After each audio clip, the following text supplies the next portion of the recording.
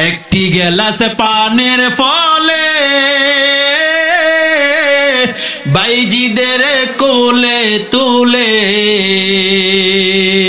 হাত তোলে মা বলে বাইজিদকে ওলি বানাও মায়ের দোয়া লও হে মুমিন মায়ের দোয়া লও মায়ের দোয়া লও হে মুমিন মায়ের দোয়া লও বিপদে পড়বে না তুমি যখন যেথায় যাও বিপদে পড়বে না তুমি যখন যেথায় যাও মায়ের দোয়া লও হে মুমিন মায়ের দোয়া লও মায়ের দোয়া লও হে মুমিন মায়ের দোয়া লও মায়ের দোয়া ছাড়া দুনিয়াতে কোনো কিছু হওয়া সম্ভব না ঠিক না বেঠিক আজকে আমি এখানে চেয়ারে বসছি মায়ের দোয়া ছাড়া হয় নাই যারা ম্যাজিস্ট্রেট হয়েছে যারা পুলিশ হয়েছে যারা চাকরিজীবী হয়েছে বান্দা তোমরা মায়ের দোয়া ছাড়া হও নাই যদিও মাকে খাওয়াও না যদিও মাকে তুমি পালো না তাকায় দেখো তোমার মা তোমার জন্য দোয়া করে মা বলে সন্তান দয়ার মালিক আমাকে সন্তান যদিও কষ্ট দেয় সে বুঝে না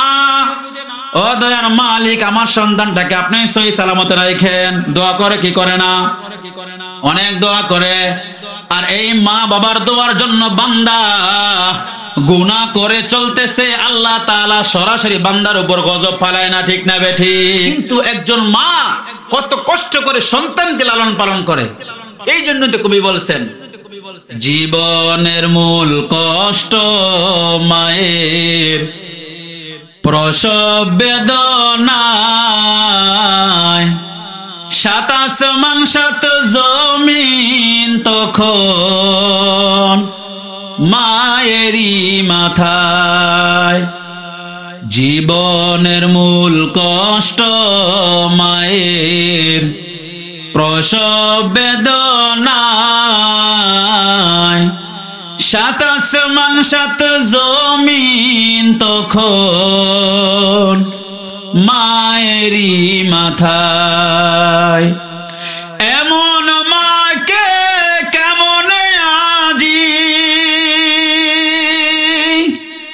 এমন মাকে কেমন আজি যাব আমি বলিয়া ও আমার প্রাণের মা মা গো মা কোথায় গেলে মোর ছাড়িয়া জনম দুঃখী এতিম আমি যায় না কেহ ফিরিয়া ঠিক না বেঠি আমি যখন ছিলাম আমার মায়েরই দুধরে চলা ফিরা করলেন যে মায় কত কষ্ট করে আমি যখন ছিলাম আমার মায়েরই দুধরে চলা ফিরা করতেন যে মায় কত কষ্ট করে এমন মাকে কেমন আজি এমন মাকে কেমন আজি যাব আমি বলিয়া ও আমার প্রাণের মা মা গো মা কোথায় গেলে মোর ছাড়িয়া জনম দুঃখী এতিম আমি চায় না কেহ ফিরিয়া ঠিক না বেঠিক মা গেলে মা পাওয়া যায় না এই দুনিয়ার মধ্যে যার মা নাই সে বুঝে মা হারানোর যে কত বেদনা যার বাবা নাই সে বুঝে বাবার যে কত বেদনা মা বাবা দুনিয়ার মধ্যে এমন সম্পদ মা বাবা যার নাই সে বুঝে মা হারানোর যে কি বেদনা আমাদের মধ্যে এমন অনেক আছে যারা মা বাবাকে ঘরে দেখে আসছে আবার এমন কেউ আছে মা কেও পাই নাই বাবা কেও পাই নাই আমি নিজেও মাকে ঘরে গিয়ে দেখবো এমন অনেক বাসে যারা মাকে ঘরে গিয়ে পাবে না। মা এমন একজন মা, এমন একজন মা, আমার মা এখন আমি যখন মাদ্রাসায় যাই, আমার মা আমি যে বড় হইলাম, আমার মা আমাকে ঘর থেকে রাস্তায় আনিয়া গাড়িতে উঠাইয়া তারপর পিছনের দিকে তাকাইয়া থাকে। মাঝে মধ্যে নিজে নিজে চিন্তা করি, হায় হায় আমি অনেক বড় হয়ে গেলাম। ওই ছোট্ট সময় মা আমাকে মাদ্রাসায় দিয়ে আসতো, এখনো মা রাস্তার মধ্যে দাঁড়ায় থাকে। যতক্ষণ মার চোখে দেখে সন্তান চোখের আড়াল হয় না, ততক্ষণ পর্যন্ত মা রাস্তার মধ্যে দাঁড়ায় থাকে, মাথার ঘোমটা বড় করে দিয়ে দাঁড়ায় থাকে, আমার সন্তান যাইতেছে। চোখের পানি মাঝে মধ্যে এমনি চলে আসে। মা, এই মার ঋণ কিভাবে শোধ করব আমার বোঝার কোনো ক্ষমতা নাই। এই জন্যই তো আল্লাহ তাআলা কোরআনের মধ্যে বলছেন, আনিশকুরলি ওয়ালি ওয়ালিদাইক, বান্দা জীবনে যদিও মারা যাও, মা বাবার অনুগত্য ছাড়া কখনো অবাধ্য বান্দা হবা না। আনিশকুরলি ওয়ালি ওয়ালিদাইক, যদিও তোমার গর্দান চলে যায় তারপরেও মা বাবার সঙ্গে বেয়াদবি করবা না। মা বাবার সঙ্গে বেয়াদবি করলে তুমি দুনিয়া আখিরাত সব ধ্বংস, সব ধ্বংস। আল্লাহর কসম করে বলি, একবার, আল্লাহর কসম দুইবার, আল্লাহর কসম তিনবার, ওয়াল্লাহি বিল্লাহি তাল্লাহি, মা বাবার সঙ্গে বেয়াদবি করছে এমন একজন সন্তান দেখান যারা আরামে আয়েশে বুক করতেছে। কেউ নাই যারা মা বাবার সঙ্গে বেয়াদবি করছে, হোক কিছুদিন আগে হোক পরে, সে প্রদভষ্ট হইছে হইছে হইছে। ঠিক না বেঠিক জোরে বলেন? প্রদভষ্ট হইছে। মা বাবার সঙ্গে কষ্ট দিয়া, মা বাবাকে কষ্ট দিয়া বেয়াদবি কইরা কোনো ব্যক্তি কখনো শান্তিতে থাকতে পারবে না। কারণ এটা আল্লাহর হুকুম, আল্লাহর অর্ডার, এটা আল্লাহর অর্ডার।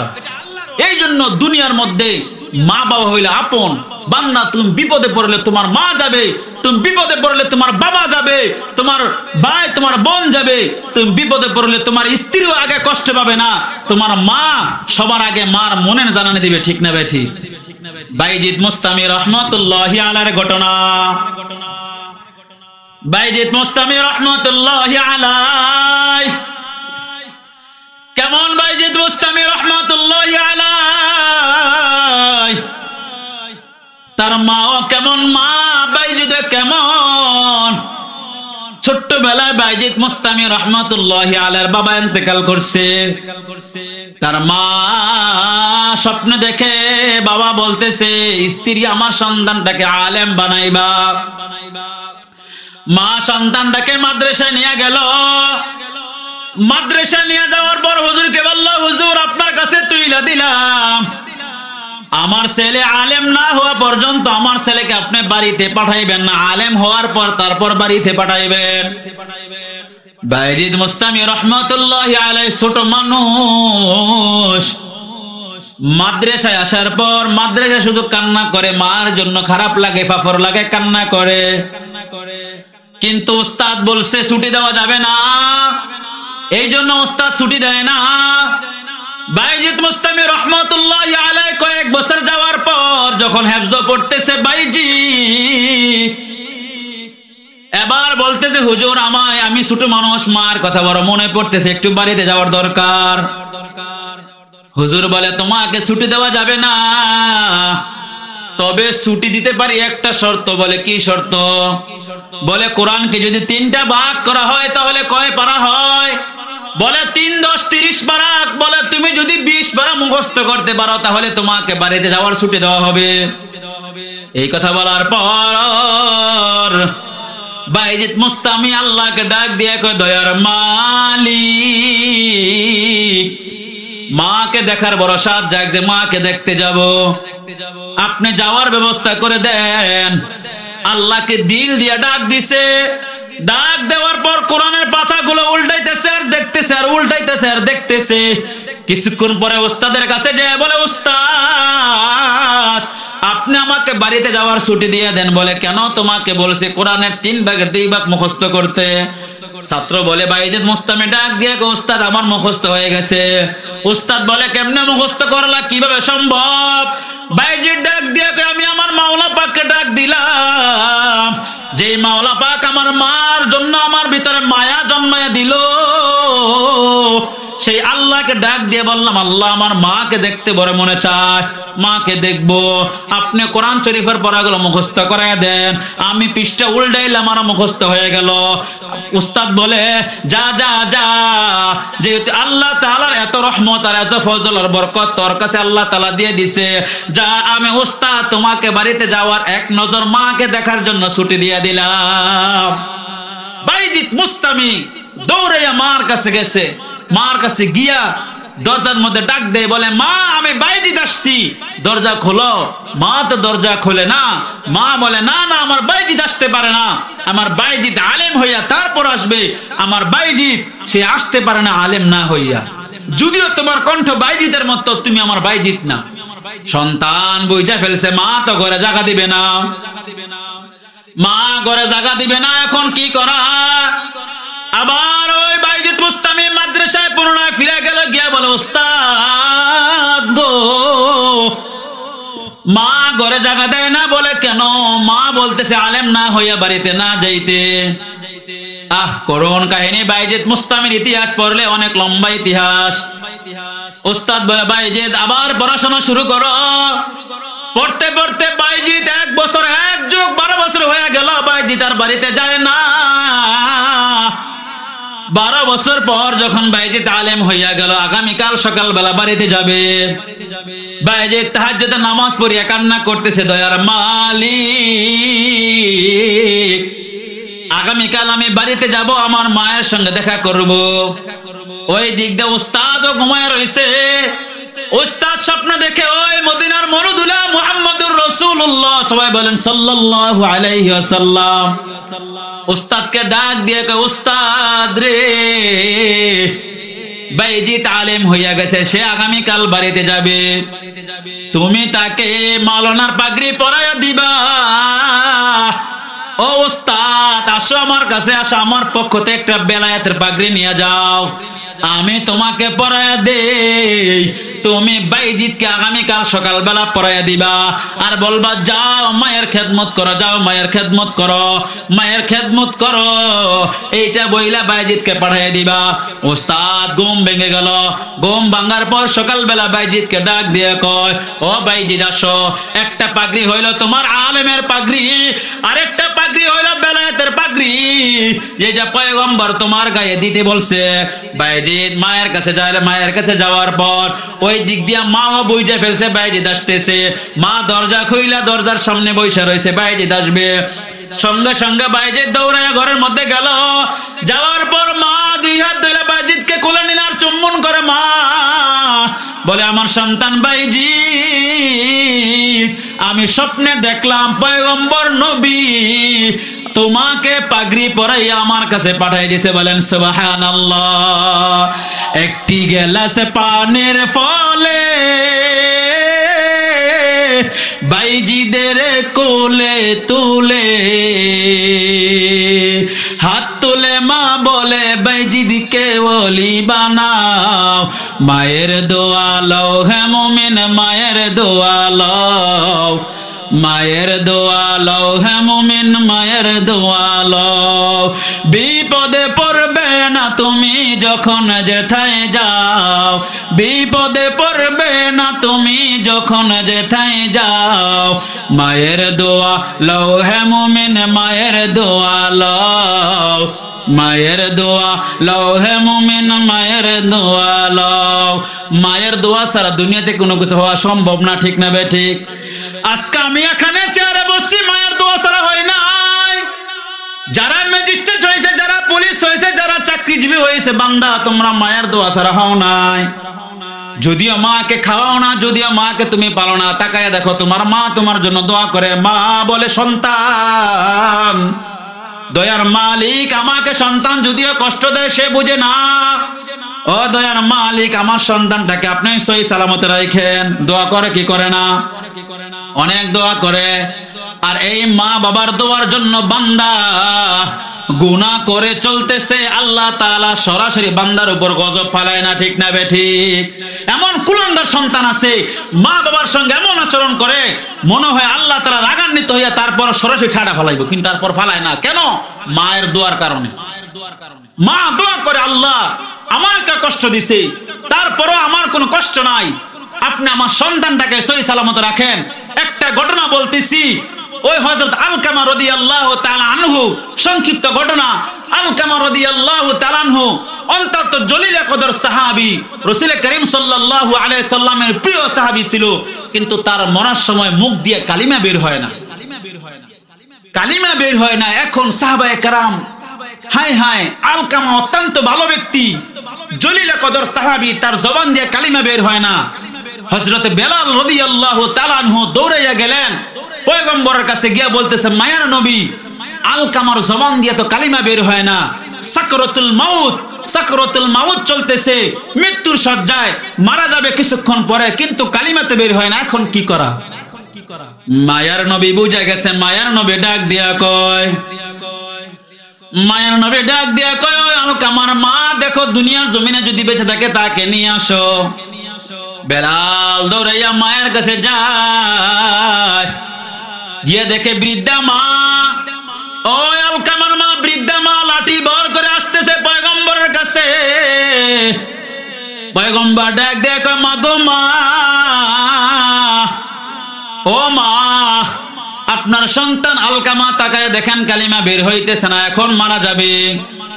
যদি কালিমা বের না হয়, বেঈমান হইয়া মারা যাবে, তার ঠিকানা হবে জাহান্নাম। আপনি বলেন, আপনার সঙ্গে এমন কি আচরণ করেছে যার কারণে দুনিয়ার মধ্যে সে শাস্তি ভোগ করতেছে? মা চোখের পানি ছেড়ে দিয়ে বলে, ও পয়গম্বর, আমার আলকামা আমার জন্য অনেক ভালো ছিল, আলকামাকে আমি অনেক কষ্ট করে লালন পালন করলাম গো পয়গম্বর।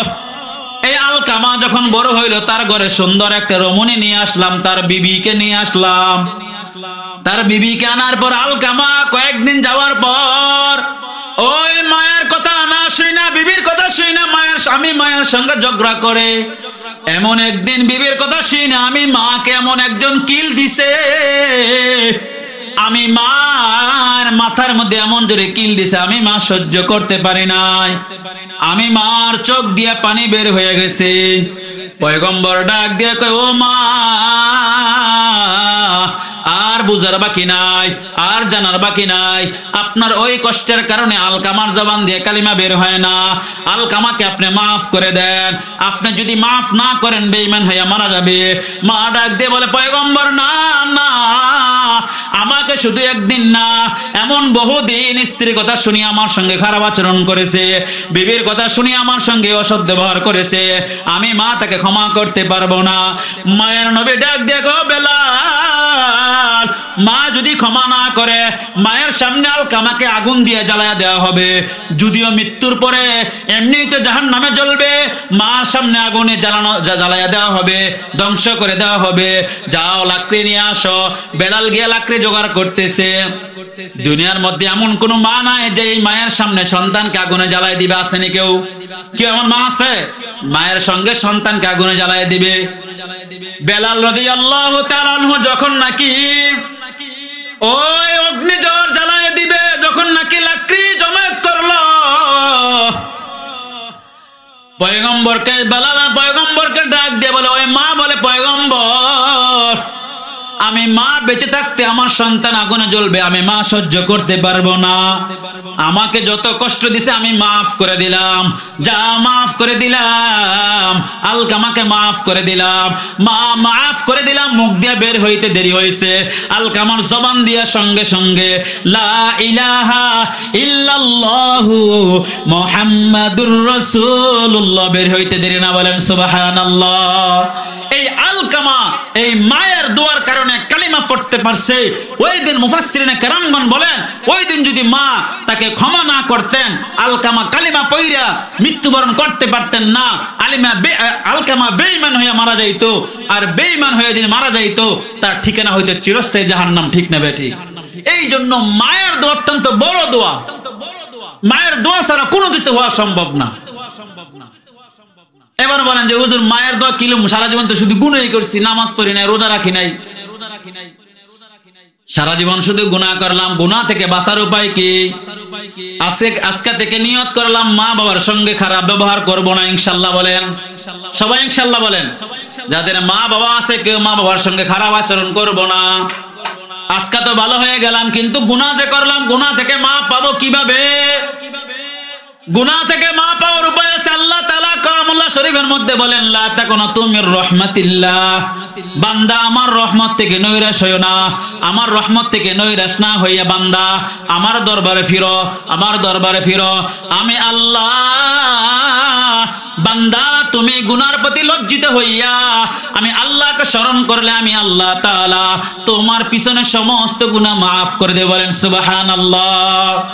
এই মিয়া শুনেন, কেউ যদি গুনার কথা স্মরণ না করে, গুনার কথা মনে না থাকে, তার তওবা কবুল হয় না। ভালো করে শুনেন, মুফতি সাহেব করে জিজ্ঞাসা যে যদি আমার যদি যে গুনাহ করছি, যদি গুনার কথা আমার স্মরণই না হয়, তাহলে আমার তওবা নসিব হবে কিভাবে?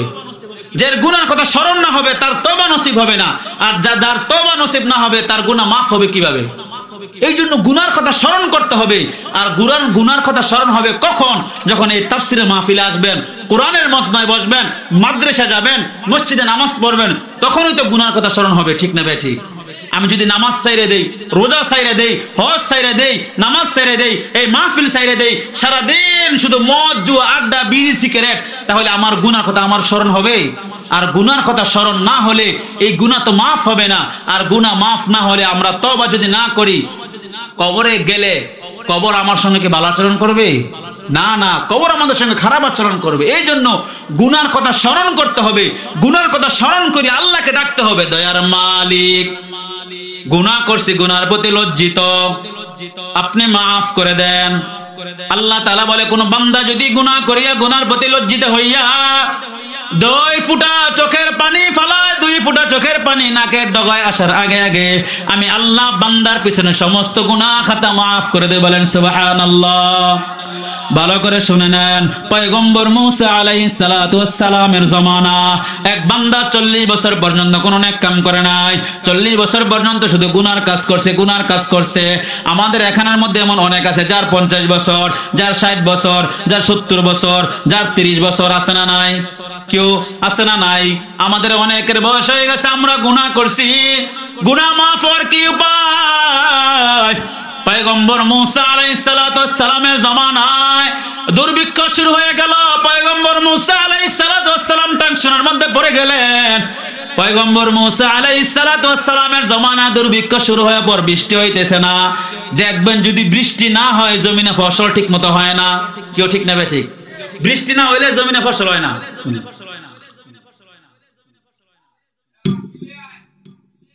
জমিন ফাইটে যায়, ফসল হয় না, ফাইটে বাক হয়ে যায়। আর বৃষ্টি হইলে জমিন উর্বর হয়, সুন্দর হয়। পয়গম্বর মূসা আলাইহিস সালাতু ওয়াস সালামের জামানায় এমন দুর্ভিক্ষ হয়েছে, বৃষ্টি হয় না, দুর্ভিক্ষ শুরু হয়ে গেছে। এখন বৃষ্টি তো হয় না। পয়গম্বর মূসা আলাইহিস সালাতু ওয়াস সালাম যেমন রাগী নবী, তার জামানায় সেই উম্মত গুলো ছিল গারতেরা। সবাই গেছে মূসার কাছে, পয়গম্বর মূসা একটু আল্লাহর কাছে দোয়া করেন না, আল্লাহ যেন একটু বৃষ্টির ব্যবস্থা করে দেয়। দেখেন গাবিগুলো মারা যাইতেছে, ফসল হইতেছে না, আমরা খেত খামার কিছু করতে পারতেছি না, আল্লাহর কাছে একটু দোয়া করেন, আল্লাহ যেন দয়া করে মায়া করে বৃষ্টির ব্যবস্থা করে দেয়। মূসা আলাইহিস সালাতু ওয়াস সালাম তার উম্মতদেরকে নিয়ে এক জায়গায় গিয়া 4 রাকাত ইস্তেখারা নামাজ পড়লেন। নামাজ পড়ার পর আল্লাহর কাছে দোয়া করেন, আল্লাহ বৃষ্টির ব্যবস্থা করে দেন, আপনার বান্দারা বৃষ্টি চায়, দুর্ভিক্ষ শুরু হয়ে গেল, বৃষ্টির ব্যবস্থা করে দেন। আল্লাহ তাআলা পয়গম্বর মূসা আলাইহিস সালাতু ওয়াস সালামের দোয়া কবুল করে নাই। পয়গম্বর মূসা বাড়িতে চলে যাওয়ার পর দ্বিতীয় দিন আবার আসছে, আবার আসিয়া বলতেছে, আল্লাহ দয়ার মালিক বৃষ্টির ব্যবস্থা করে দেন। যদি বৃষ্টি না হয় আমার উম্মত গুলো বড় গারতেরা আমাকে মিথ্যা নবী বলতেছে, আমি নাকি মিথ্যা নবী, আমার দোয়া তাইলে কেন কবুল হয় না? যদি সত্য হইতাম তাহলে আমার দোয়া নাকি কবুল হইতো, আপনি বৃষ্টির ব্যবস্থা করে দেন। দ্বিতীয় দিন আল্লাহ তাআলা বৃষ্টির ব্যবস্থা করে নাই। তৃতীয় দিন পয়গম্বর মূসা তার উম্মতদেরকে নিয়ে ওই মাঠের মধ্যে দাঁড়াইয়া বৃষ্টির জন্য ইস্তেখারা 4 রাকাত নামাজ আদায় করলেন। নামাজ পড়ার পর আল্লাহর কাছে দোয়া করে বলে, আল্লাহ দয়ার মালিক আজকে যদি বৃষ্টি না দেন আমার বড় মুসিবত, সবাই আমাকে মিথ্যা তহমত দিবে, মিথ্যা নবী বলে স্বীকার করবে। আপনি বৃষ্টির ব্যবস্থা করে দেন। লম্বা ঘটনা সংক্ষিপ্ত করতেছি। আল্লাহ তাআলা গায়বী আওয়াজ দিয়ে জানায় দেয়, পয়গম্বর মূসা, তোমার জামায়াতের মধ্যে এমন একজন বান্দা আছে যে বান্দা 40 বছর গুনাহ করছে, কোনো নেক কাম করে নাই। কয় বছর? কয় বছর? 40 বছর। একটা নেক কামও করে নাই, শুধু গুনার কাজ করছে। একবার আল্লাহকে আল্লাহ বলে ডাক দেয় নাই। এই বান্দাকে এখান থেকে বের করে দাও, তার জন্য তোমাদের দোয়া কবুল হয় না। তাকে যদি বের করতে পারো গো পয়গম্বর মূসা, তোমাদের দোয়া আমি আল্লাহ কবুল করব, বৃষ্টির ব্যবস্থা করব। মূসা রবি রাগান্বিত নবী রাগ হয়ে গেলেন। তুর পাহাড়ে দাঁড়াইয়া বলতেছে, এমন কে আসো, এখান থেকে বের হয়ে যাও। আল্লাহ তাআলা যদি বের না হত, আল্লাহর থেকে নাম ঠিকানা যায় না, তোমারে কান ধরে বের করে দেওয়া হবে। তোমার জন্য বৃষ্টি হয় না, তোমার জন্য দোয়া কবুল হয় না, এখান থেকে বের হয়ে যাও। যে বান্দা গুনাহ করছে তার অন্তর কম্পন সৃষ্টি হয়ে গেছে। যে চুরি করে সে বুঝে আমি চোর, কেউ ঠিক না বেঠিক? যে গুনাহ করছে তার অন্তর জানানি দিয়ে দিছে। ওই আল্লাহর বান্দা আল্লাহকে ডাক দিয়ে কয়, দয়ার মালিক, 40 বছর পর্যন্ত গুনাহ করলাম, আমার মা জানলো না, আমার বাবা জানলো না, আমার সন্তান জানলো না, স্ত্রী জানলো না। ও দয়ার মালিক, আজকে এতগুলো মানুষের সামনে বুঝে আমাকে বেজ্জতি করবা গো মালিক। তওবা করতেছি, মাফ করে দেন আল্লাহ, মাফ করে দেন। আল্লাহ তাআলা ফরমান, বান্দা তুমি যদি তওবা করতে পারো আমি আল্লাহ মাফ করে দিব। আল্লাহ তাআলা সঙ্গে সঙ্গে বান্দার গুনাহ মাফ কইরা বৃষ্টির ব্যবস্থা করে দিলেন। সঙ্গে সঙ্গে বৃষ্টি হইতেছে। পয়গম্বর মূসা ডাক দিয়ে কয়, আল্লাহ, পয়গম্বর মূসা ডাক দিয়ে কয়, আল্লাহ, এখান থেকে কেউ তো গেল না, তারপর আপনি কেন বৃষ্টি দিলেন? আপনি তো বললেন বান্দা না উঠলে বৃষ্টি দিবেন না, তারপর কেন বৃষ্টি দিলেন? ঘটনা সংক্ষিপ্ত করে দিলাম। আল্লাহ তাআলা ডাক দিয়ে কয়, পয়গম্বর মূসা রে, যে বান্দার জন্য বলছি বৃষ্টি দিব না, সেই বান্দার জন্য আমি আল্লাহ বৃষ্টির ব্যবস্থা করে দিলাম। বলেন সুবহানাল্লাহ। পয়গম্বর মূসা বলে, আল্লাহ দয়ার মালিক, আপনি আমাকে একটু দেখায় দেন, এমন কোন বান্দা আপনাকে এক ডাক দিয়ে বাবা করে ফেলাইলো? 40 বছর পর্যন্ত গুনার পরার পর আপনি তাকে মাফ করে দিলেন এক ডাক দেওয়ার কারণে। আপনি আমাকে দেখায় দেন কেমন আল্লাহ, একটু চিন্তা করে দেখেন। আল্লাহ বলে, না না পয়গম্বর মূসা, আপনি নবী হইতে পারেন, আপনার সামনে আমার বান্দাকে লজ্জিত করব না। আমার বান্দা গোপনে গুনাহ করছে, আমার বান্দা গোপনে তওবা করছে, আমি আল্লাহ বান্দার তওবা গোপনে মাফ করে দিলাম। আপনি নবী হইতে পারেন গো মূসা, আমার বান্দাকে আপনার সামনে আমি লজ্জিত করতে পারবো না। বলেন সুবহানাল্লাহ। সেই আল্লাহ যদি মূসা পয়গম্বর উম্মতদেরকে মাফ করতে পারে, আপনাকে আমাকে কেন মাফ করবে না? মাফ করবেনি। আর তাই যদি হয় তাহলে আজকে এখানে বসে তওবা করব, তওবা করে তারপর বাড়িতে ফিরবো ইনশাআল্লাহ। তুম্মা ইনশাআল্লাহ আল্লাহ তাআলা আমাদের সকলকে মাফ করবে। ঠিক না বেঠিক?